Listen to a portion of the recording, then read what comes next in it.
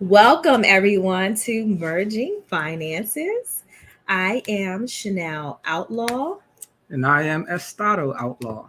and you guys are in for such a real treat here on Merging Finances.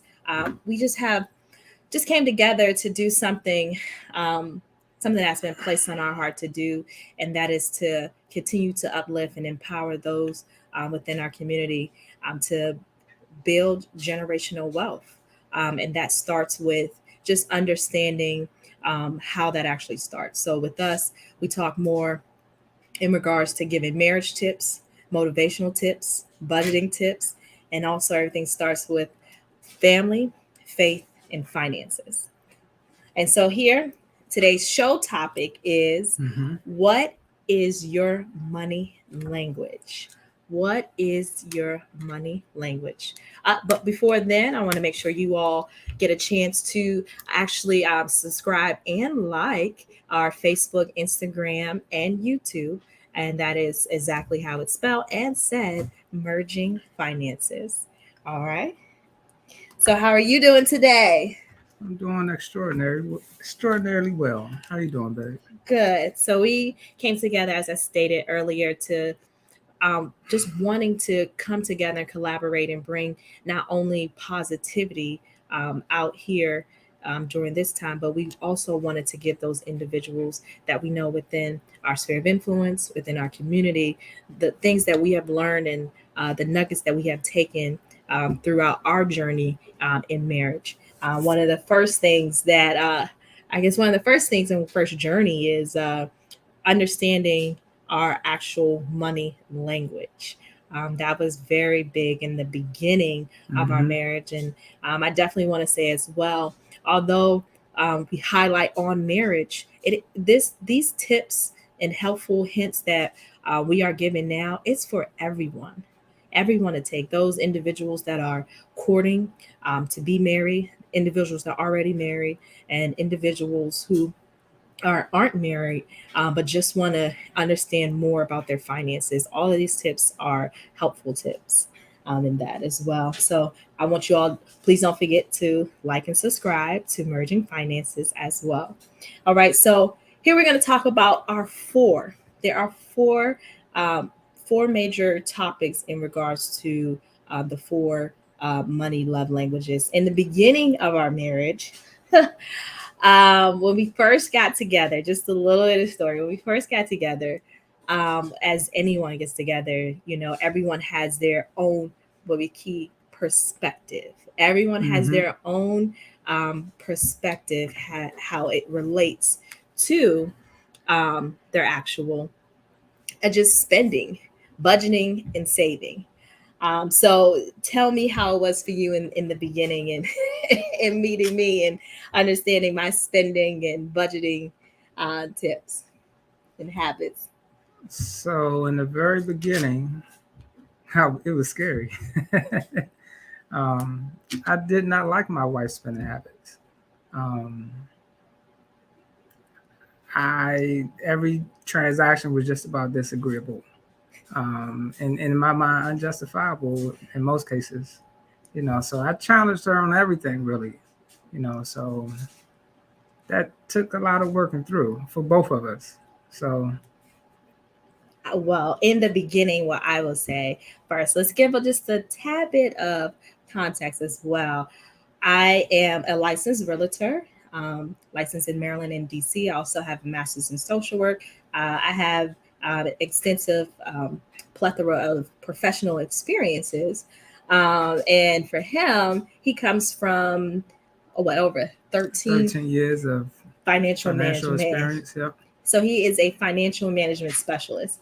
So of course, he's going to be someone who's going to count what he does for a living, count to the single penny. I mean, hmm in the beginning, he told me a story. He's like, yeah, one time I was at work for 3 hours looking for 5 cents. I'm like, oh, It was eight. It was 8 cents. okay, 8 cents, but it would have not been me. I would have been like, somebody had to count for that later. But I mean, that is something too. I mean, people are big on that in regards to finances. So one of the first finances one of the first languages that we Mm-hmm. hear. Most of the time, we hear individuals talk about, what's your love language, but Mm-hmm. we really don't hear individuals actually talk about what It's is your your, money, yes, your money language. what is your money language. And so for us, we kind of start butting heads like most individuals do in the beginning when you start talking about finances. And for us, it was only the grace of God that actually I stumbled upon this video, and beautiful sermon, and the sermon was actually highlighting an article which we read as well, later on after listening, and the article is, your four money languages, Mm-hmm. and it's by Kenneth Dole, who is also a financial psychologist, out of the University of Minnesota. And with this article, he definitely highlights, some things that we were able to truly identify, in ourselves and also with each other. And by us actually taking the time to have this open dialogue and being able to have something we were able to refer back to say, okay, now this makes sense. Mm-hmm. Because at first it's like, well, I don't understand why you spend and I don't understand why you save. So that became really big in the beginning. So one of the first, four, money language is called, a driver. A driver is someone who equates money to success. Mm-hmm. So what that means is they more see as money as, As a source of protection, they view it as something that makes them competent. mhm, Um, Also, more confidence and self-esteem. and they use it as a display of how improved their life is. Yeah, So that's what, or improving others as well. yeah, and Okay. others as well. Yeah. Yeah, so with the driver, they're really using, their money to express or communicate to others that I have to make more.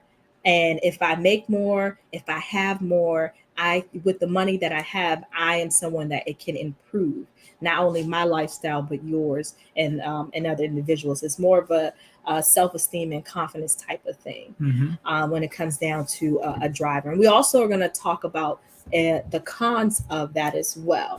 But we're going to first highlight through. The second one is, more, which one I identify with is, someone who is more amiable. You view money as love and affection, which is very true. And when, like I said, when we heard, the sermon and we had opportunity to actually read over the article, I'm like, this is me. This is me. I view money as love. For me, if my money is expressed by helping and giving, to others, and that's I mean that's very true. We was just highlighting something, yesterday that happened. I went out to, purchase, a dinner. Something happened tragic, within our community, with one of our neighbors, and so, I went out and I just went to buy them dinner for the night because I knew, they weren't going to actually think about cooking anything. And so when I come back home and I said, hey, I went out, got them something. And he was like, so did you get us something? I was like, oh, I was like, oh, I didn't. It didn't dawn on me. It was just like, at that time, I saw the need, I wanted to help. And then I had the resource, the money to just go ahead and do. So most of the time, someone who's more amiable, they will use their money, like I said, for love and affection. Whether, for me, it's, gift giving in that sense as well.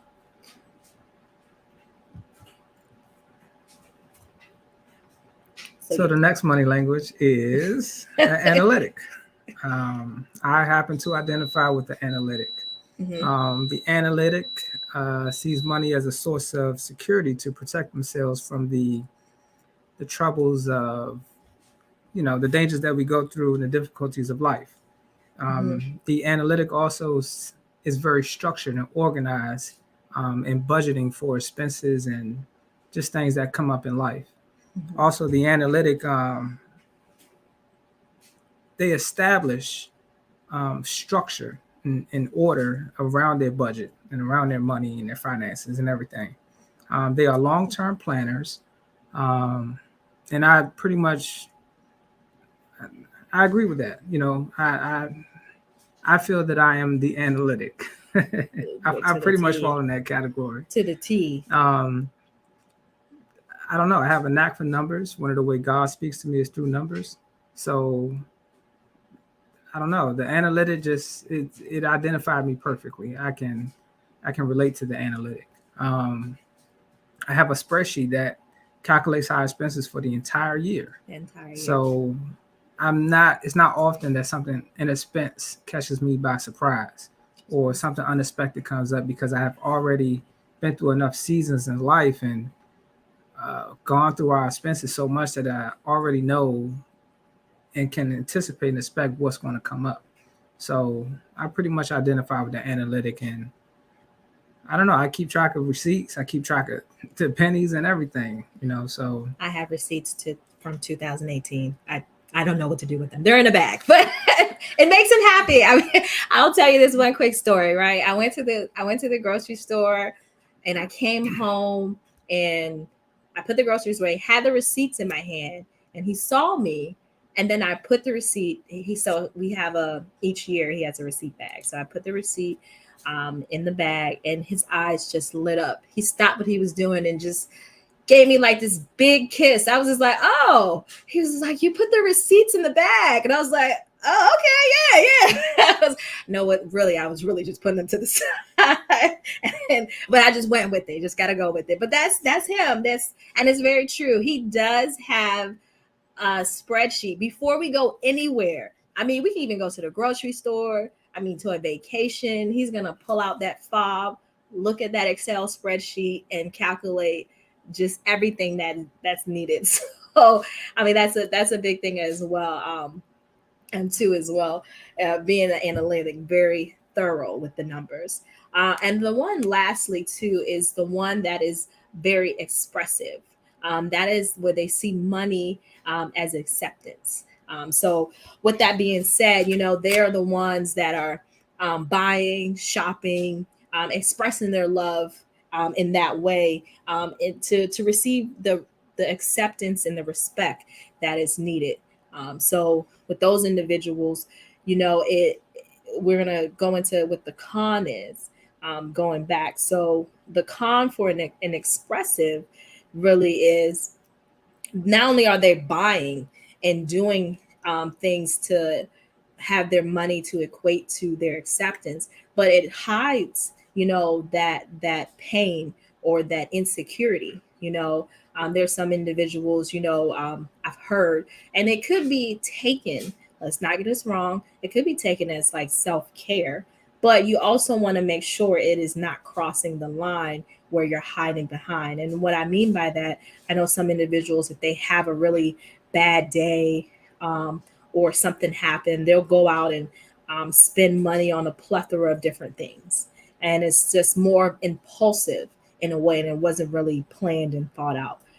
So with those, individuals that identify with being expressive, like they view their money not only as acceptance, but also with the con of being an expressive, as well as um, understanding why they're spending the money, what fears come with that, what insecurities come with that, and being able to identify and talk about that as well. In regards to me, being more identified with more of someone that's amiable, the con to that was poor money management. mm-hmm. That was a poor money management, or not having a true understanding of the long run. When you receive money, you have the opportunity. It's not so much to buy and go shopping, but hey, I want to go have a vacation, or I want to spend time with the family, or this individual, this family member needs money, and I have it, and I want to give it.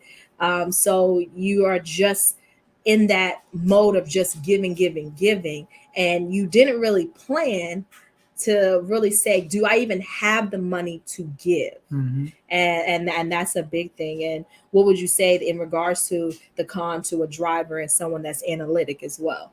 So I would say one of the drawbacks to being an analytic is to being unyielding to change, not being able to compromise, and just being stubborn and saying everything is black and white. Being too structured to change and compromise, and just kind of go with the flow sometimes and be spontaneous, and be impulsive and live in the moment. Being a long term planner, uh, that's that's a great thing, but at the same time, it can be a drawback because you may be pursuing a goal, and you may make the people around you feel less important than money, or less important than the goal that you're pursuing. And another drawback to being an analytic is just being insensitive to other people's needs, and their struggles and things that they're going through. Just not really caring for real too much. So that's these are the major drawbacks of being an analytic. And then one of the other drawbacks too for being a driver is the overly dependent on Mm-hmm. money. It's more of a materialistic, Yeah. very materialistic, being overly dependent on money. So those are the things that if you have identified yourself as you heard these different four love languages, the driver, and I'll put it back on the stream so you all will see that the driver is someone who equates money to success. Now, going back, that con to that is being very materialistic or overly dependent on money. And if you don't have the money that you want or need by any means necessary, you'll do whatever it takes. And sometimes you have to be very careful with that and the people that are around you as well. And coming in regards to, once again, highlighting that someone who's amiable, view money as love, very expressive with their money towards others, which is a good thing. It isn't bad, and none of these perspectives are bad. But these are different perspectives that you all have to be able to have an open conversation and be able to identify. Mm-hmm. And then, like you said, the poor money management when it comes to someone who's amiable.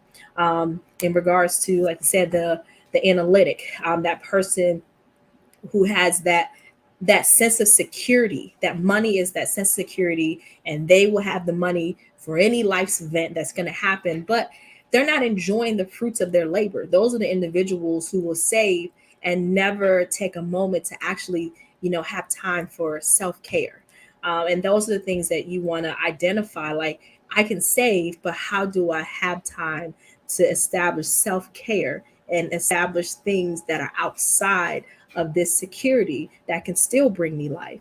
And one of the last ones going into is the expressive, seeing money as an acceptance. If I have this type of money, if I drive this type of car, if I live this type of lifestyle, I'm going to be accepted and respected amongst those individuals. And so, with that being said, those individuals are truly hiding behind some type of insecurity, some type of pain, and some things they really can't really face with. So, with all that being said, all of these different perspectives of driver, amiable, analytic, and expressive, no money language is better than the other. Mm-mm. No. No, but to be able to take the time to identify which money language you are will be able to highlight those open conversations and dialect between you and your significant other, you and your spouse, or you just in general. One of the next shows that we want to do is like, what is your relationship with money? How were you actually introduced to money? That is a very big thing as well, because that plays into your actual money language. Some of the tips that I wanted to especially highlight, when it comes down to um, individuals, especially couples, don't disrespect the other person's perspective. Mm-hmm. You tell you a quick story how I was just offended in the beginning. Mm-hmm. Now we have created such a flow. It's no longer disrespect or being offensive, Mm-hmm. but because we were able to identify, okay, he's an analytic. In the beginning, he said, well, you have to talk to me in numbers. I'm like, I don't know what that means. Well, if you want to go to this vacation or you want to hang out and go to this family function, I have to see the numbers. I'm like, you have to see the numbers to go get gas, food, in the hotel. Like he's like, Yes, I yeah. do. I was no, I just think like, you just pay as you go. But he's like, no, I'm not gonna get in the car. I don't feel comfortable. I mean, he's like sweating bullets, and that wasn't him.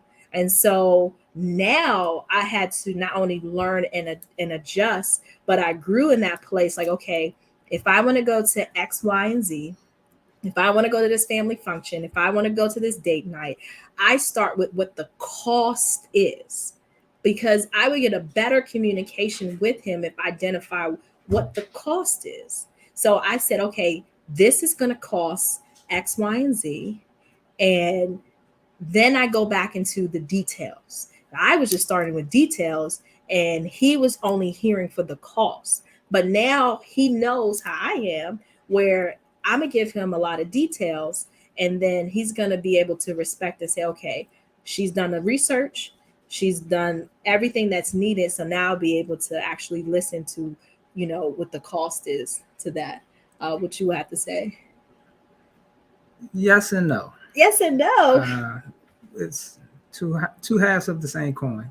So, like my wife said, you have to.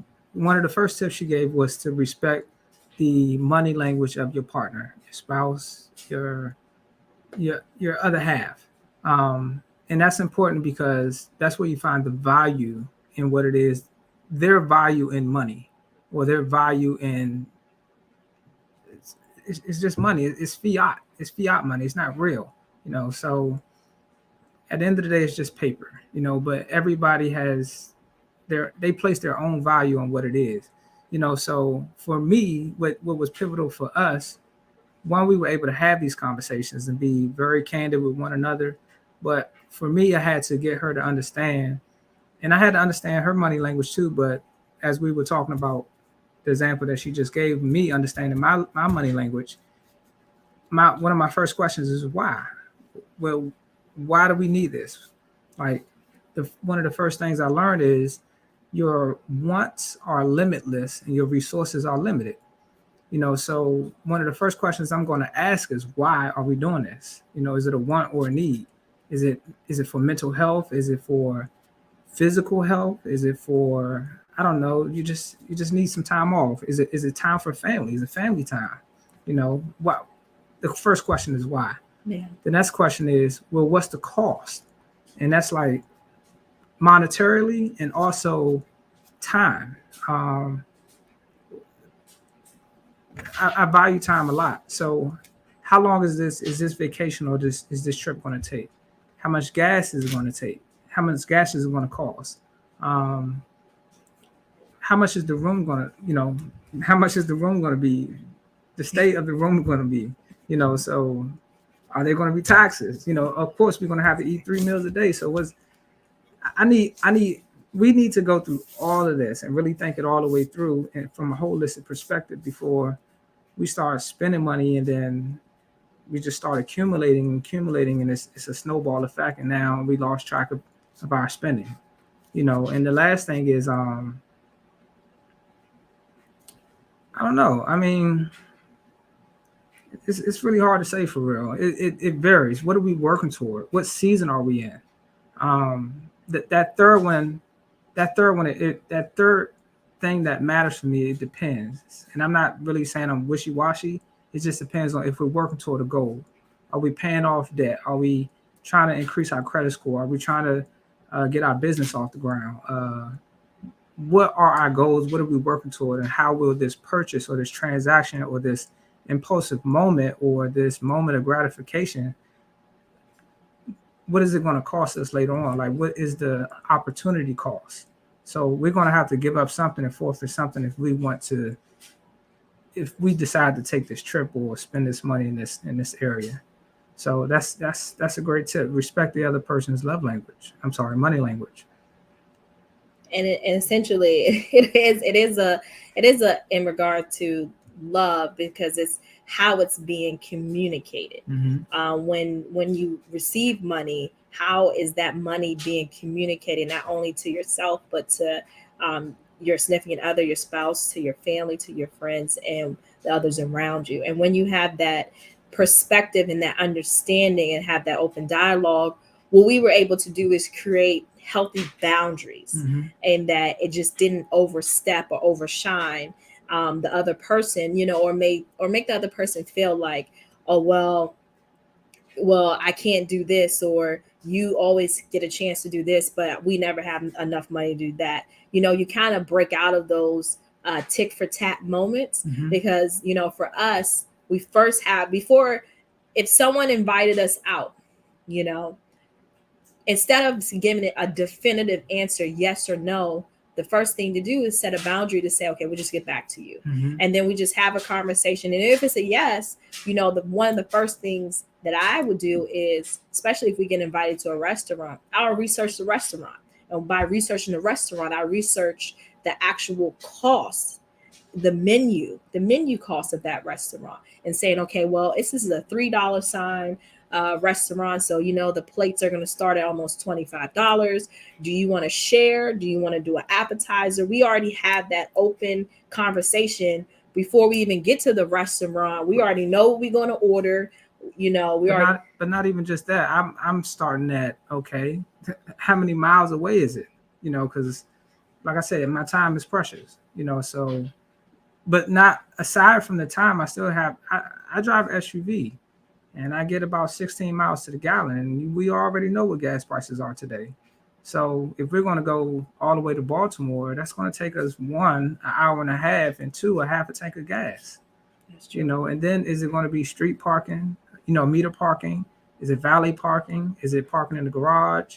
I need to know all of these things. So I'm not asking these questions to, be anal, but I am an analytic. It felt anal. It felt anal. So it felt so anal. But just to, while we're on the topic of being respectful of the other person's money language, and just valuing where they're coming from, one of the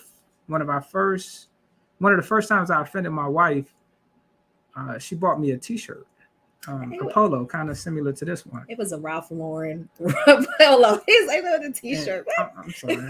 She bought me a polo, Ralph Lauren. I really liked him, so I just went out and got him a gift. The amiable person. So, I mean, we're going to get into that in the next topic, the next show, as to like how were you brought up and how do you view money. But I didn't even say thank you. I said, you did not. What do you want from me? I was offended when I went to Macy's. I got him this Ralph Lauren polo. And at the time, that's how I expressed my love. Those who know me best, amiable. I was like, okay, well, I'm just gonna get him a gift. So I did that. So I expressed my love. Went out. He was just like, so what do you want from me? I was like, oh, he would say thank you. He was like, I don't take nothing. People don't give out gifts. This is gonna cost me. You want something in return. I was like, do I? I was so lost. I was like, do I want something? I was like, no. And then the thing about it was, our first date, I took him out. I took him out to Bethesda Blues and Jazz. I paid. Like, that was our first date. So I would have thought, like, what do you mean? Like, what do you want from me? I mean, he was like, but I was still adding up the cost. He was adding up the cost. He was like, you need money. I was like, do I need money? Like, he's like, no woman, no buy no man, no gifts if she don't want nothing. I was like, that's just, and then I was offended, and she was really doing it out just the kindness and goodness of her heart, really. So I had to let my guard down a little bit and not be so narrow-minded and have tunnel vision and just really not see things so black and white, and just kind of be more considerate of why she is doing this and why she's driven to do this. And it's really her money language, really. Yeah.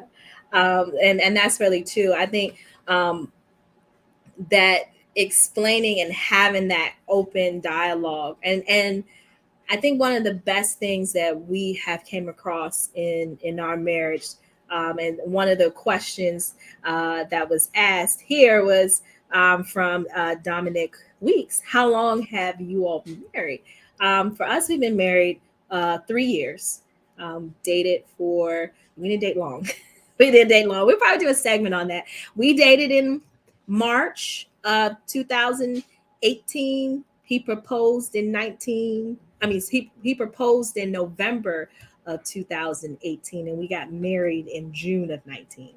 So we always say jokingly, we're like dating in our marriage. Most time, most individuals take time to date for a very long time, but for us, we've been married 3 years, and most of the time we've came across couples and know a few couples who've actually gone through divorce. Communication is one thing, love language is another, but finances is it's a lot. And I think, and having that open perspective, having this open dialogue that we're having now to say Mm-hmm. we have been through it, we have cried, we have loved, we have prayed, we have seeked counseling, and we tell everyone, seek that professional counseling, Mm-hmm. whether it's spiritual, whether it's professional, seek that counseling. And don't be ashamed of it. There are plenty time, and we love our pastor. She is our spiritual mother. There are plenty times we have called her and said, "Look, this is this is it. We don't know." And she said, "Y'all just starting." She said, "Y'all are crying about the small stuff. Wait till the big stuff happen. You got to go through it a little more." And we were like, "What?" And so she told us, "Go back to the basics." And we're like, "The basics?" She said, "You all took premarital classes." She said, "You all also had instruction from me. Go back to the books I gave you guys and work on it. Have that open communication and give each other grace and Mm-hmm. forgiveness." That's a big thing we'll talk about as well in merging finances. Are you able to forgive your spouse if they make a financial decision without your permission, or with your permission, and you just you didn't want to say yes, but you felt more inclined to because of the circumstance. Mm-hmm. So there's a lot of things when you talk about finances, especially when two individuals did not grow up in the same community, the same household, the same environment. We're all not going to have the same perspective, Mm-hmm. and so that's very important as well. So we can we have some stories for you all, some insight for you all. Continue to like and subscribe Merging Finances. We are on Facebook, Instagram, and YouTube as well.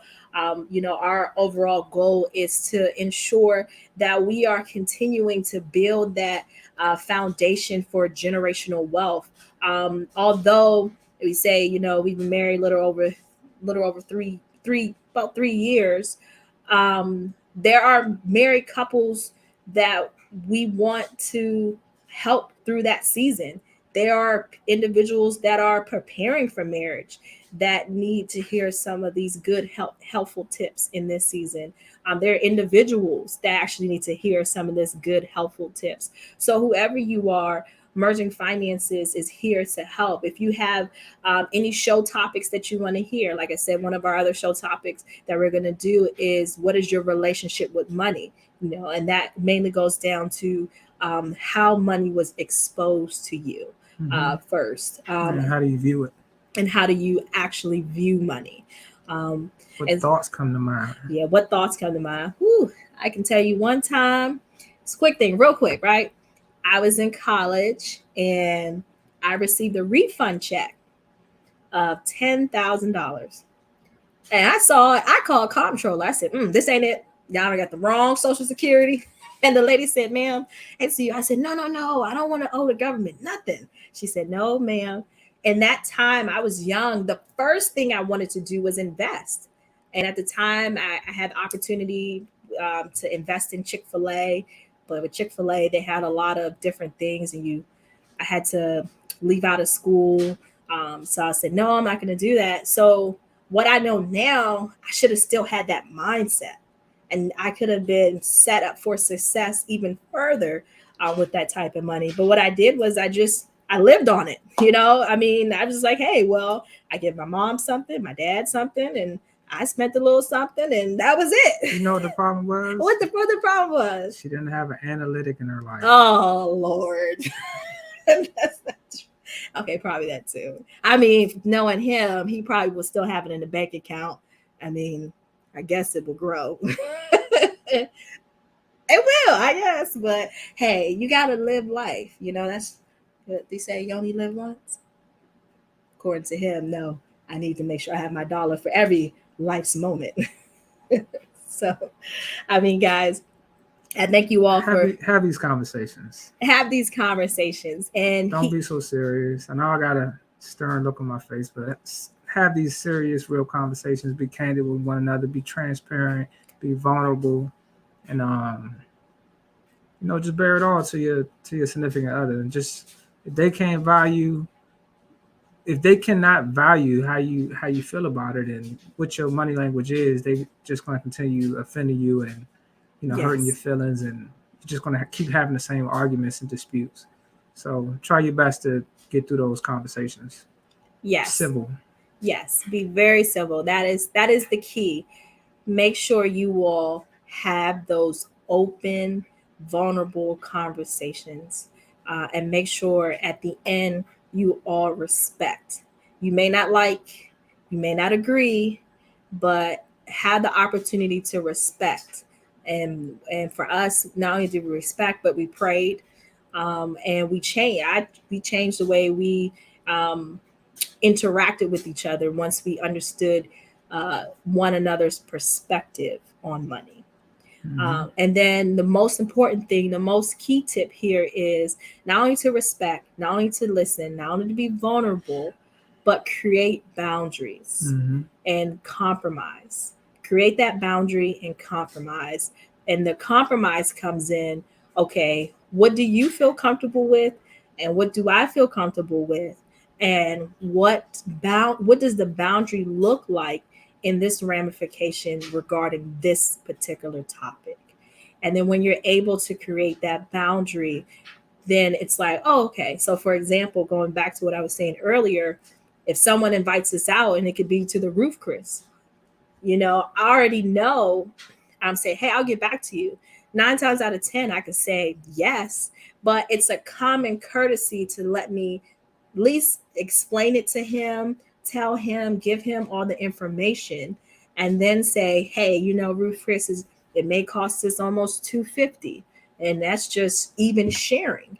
And he said, well, we can go, but let's just go get appetizers. So even though you may not be able to, I mean, go get a whole meal, but find what the compromise is within that. Like, oh, well, at least we attended the event, but to save money, we didn't order a whole entree, but we ordered, appetizers, or we ate before we came, or whatever the case may be. Find what those boundaries look like so that one, you're not offending each other, or you're not embarrassing each other.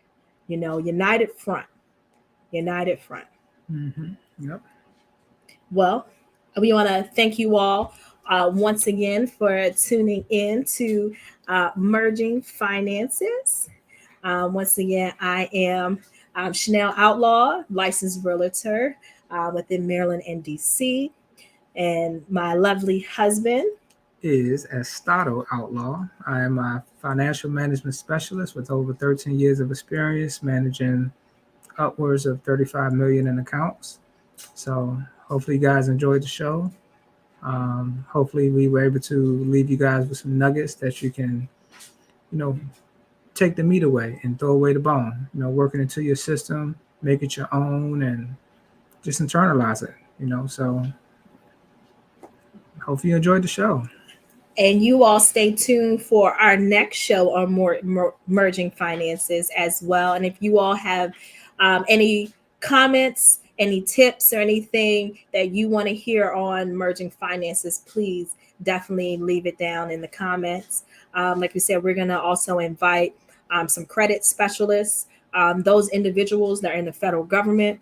We're going to reach out to have a few guests that will come on and talk about just maximizing your TSP, individuals who are not in the federal government, maximizing your 401k, your Roth, your IRA. We're going to have just a little bit about everything on merging finances when it deals with not only the individual, but as a couple and as a unit. We want you all to be able to not only understanding how to build that foundation to generational wealth, but that generational wealth spreads down to understanding where your faith lies, your family, and your finances. So we thank you all for tuning in, and we look forward to seeing you all next time here on Merging Finances.